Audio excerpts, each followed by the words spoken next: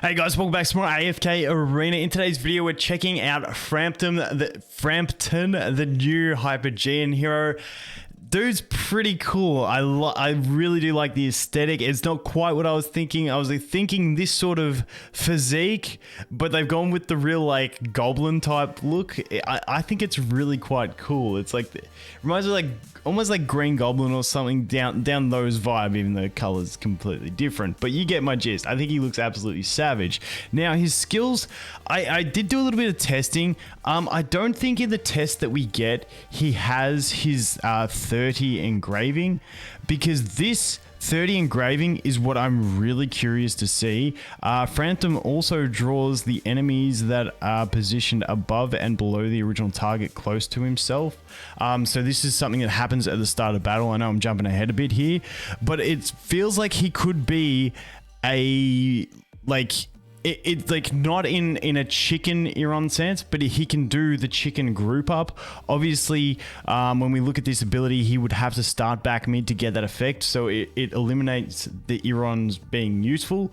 But like I like grouping effects, so I'm really curious to see how we can play him with that. But like I said, in testing, I couldn't get it to work, but it may just be that we don't get to actually activate that. So we'll have a play and see. Anyway, let's go through all of his abilities.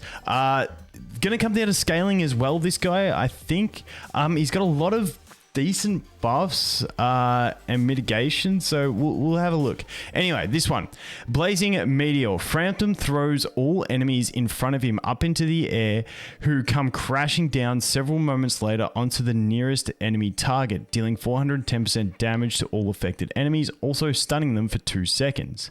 Every enemy that Framton, I suck at his name, successfully throws into the air increases his attack rating for 8 seconds by a value of 15% of each enemy's attack rating, but the total value cannot exceed 30% of his own current attack rating, so he can get up to a 30% attack buff. This ability does not affect bosses or control immune enemies, so he doesn't get, I'm assuming he doesn't get the attack buff, and obviously it doesn't throw them or stun them, but I'm assuming it would still do the damage. And then we do get the stun duration up to 3 seconds, so throws them up, drops them on someone else. It's almost like a portal, you could call it, but it's only on the one in front of him, kind of. You'll see.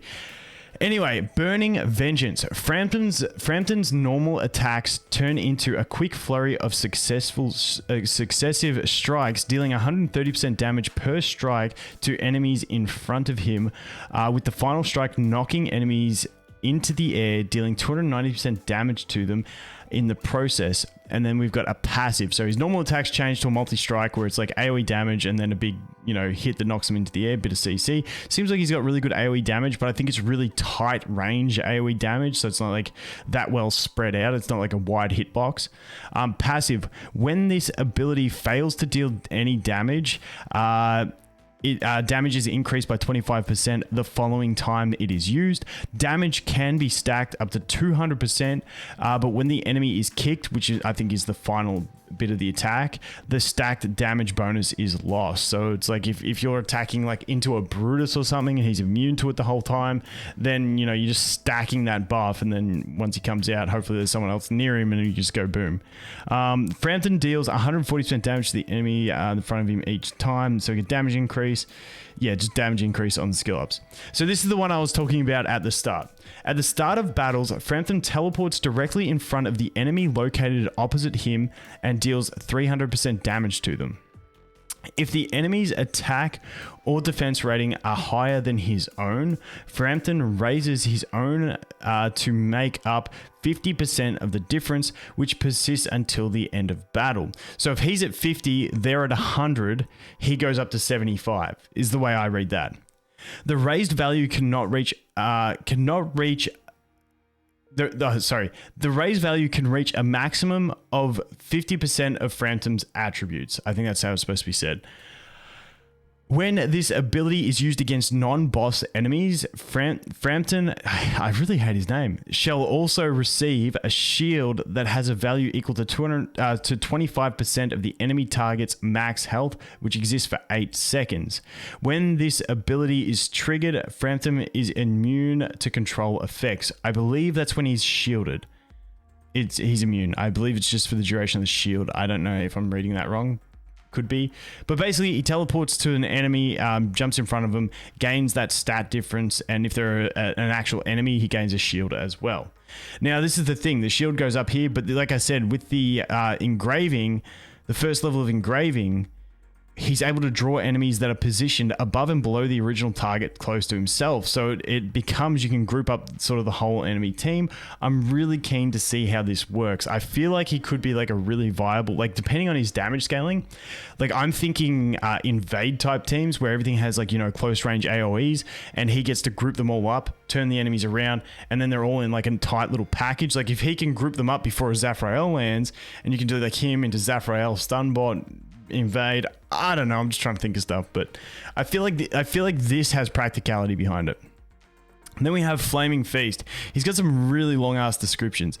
Passive. Framton accumulates Blaze Fury points every time one of his abilities deal damage. Blazing Meteor, the ultimate, gets 12 points. Burning Vengeance. Now this shows you how many times this Burning Vengeance does attack, because it just says multiple strike, but it goes 2, 2, 2, 4, 4, 7. So it actually hits 5 times and then has the final big hit, is the way I understand it. That's going to give him some points. And then Fist of Fire, which is the previous one, gives him 15 points as well. Once Framton has accumulated 100 blaze points, he triggers this ability. Framton is temporarily immune to all damage and control effects, and deals 430% damage to all nearby enemies, causing them to be unable to recover health for the following 5 seconds. Not too bad. And then ability cannot be dodged is a really nice one on top of that in skill ups. And then this is the engraving. Framton shall trigger this ability once per battle when he receives fatal damage. And the damage dealt is based upon his current blaze point value. So I don't know if this means like it's like an explosion when he dies, or whether he gets an immunity. I assume it's like an explosion when he dies. Like he dies, but he still procs it and does that damage and gives the healing reduction. So it could be clutch for your team. Next up, let's look at the signature item. Okay, so this one, when Framton deals damage to enemies, he receives 8% less damage for the following 5 seconds. Dealing damage to different enemies grants Framton damage reduction, which can be stacked up to 80%. So if he hits 10 enemies, so I'm assuming it includes adds, it includes summoned units. So I feel like he could get really good carry against summoned unit teams, like, you know, like Grizzles, Badens and stuff like that. At least that's the way it sounds. Dealing damage to the same target multiple times refreshes the ability's duration, but does not stack the damage reduction.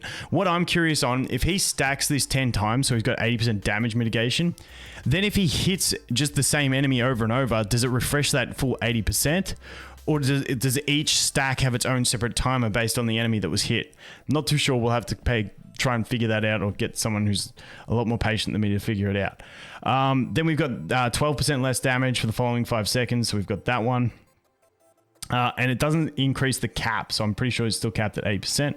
Otherwise it'd be 120% and he'd be gaining. So yeah, probably right. This one, level 20. When I was reading his whole kit, I'm like, it sounds really nice, like a really nice carry kit, but I'm like, he needs some healing. And then this one came along. When Framton deals damage to enemies, he recovers an amount of health equal to 180% of his defense rating. This effect can be triggered up to 4 times every 2 seconds. So 2 times every second, he essentially, when you average it out, can get healed by 180% of his defense rating. Now, when we look at defense ratings compared to health, you can see it's not a crazy amount of healing. So it's not going to be like a big beefy heal that's like really going to make him buff. Like if you look at his base stats, when we read this, and he's getting 180% 4 times, what's that? That's 360, 720, I think, off the top of my head, 720%. So that'd be like 70,000 heal. So it's really only healing him like 10% of his max health. Obviously we got gear and stuff to consider, but it's not like a huge number. So it's not crazy numbers that we're looking at, but obviously things scale differently. If that was based off his attack, it'd be an amazing heal. But yeah, at least he does have a little bit of sustain, which will scale differently at different sections of the game. Level 30, Framton's attacks cause enemy targets to lose 15 tenacity points for 5 seconds. Effect can be stacked up to 3 times. Not too bad of a debuff. And then we have the furniture, if it loads. Level 3. Every time Framton accumulates 20 blaze points, he gains 6 attack speed points, and 6 critical damage amplification points for 7 seconds. So I don't think it stacks. It's just like every time he gains it, and maybe it just refreshes. Once again, tough one to just read and know how it works. And then finally 9. After triggering Flaming Feast, which is his final ability, Framton immediately gains 40 blaze points. So really, he only has to accumulate 60 blaze points every time once he's used it once. And he gets the snowball going a bit quicker. So that's not too bad. But like I said, that whole kit, like, it has a lot to it. One thing I'm really curious on is, like, for someone leveling and, like, you know, playing through an account, and you've got like an elite copy of him, due to this fact that he's making up 50% of the difference to the stats, like, I'm wondering if he becomes actually useful at just an elite copy, progressing through campaign, because he has a lot of like sort of stuff tied into his kit, some CC and all that sort of stuff. So like, I'm like, you know, his basic attack has an AoE knock up tied to it, and then his ultimate has a knock up with a stun. Like, maybe one elite copy of this guy could be valuable for a lot of players. I'm not too sure, but that's definitely something I'm going to test. I'm going to stargaze for him on a fresh account and see if we can actually get some use out of him, because it's a really curious one. But let's jump over to the arena trials. Let's take a look at his skills at base. So let's go here. Let's go here. Actually, let's go out. Let's start it again. So he's supposed to teleport straight in front of the enemy, but you see how he doesn't, like, he does that little charge and then the fist pump. So once we do actually get his, get the effect from his engraving that he drags the enemies in, he might be too slow at doing it for a lot of the synergies that you're looking at. But as you can see, his basic attack has that full combo, but it seems like it's a... That was his charge thing, where he gets all these stacks, then he does that AoE damage. It looks really cool. But yeah, that's pretty much just a basic look at his kit. But yeah, it's a narrow AoE, but if you get them grouped up nicely, like that ultimate looks savage when the way he does that. Except he brought him down onto no enemies.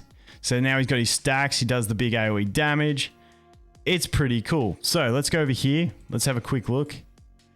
And like I said, I was trying to get like the enemies to group up, but I don't think we have the engraving here. So let's just go to something like this.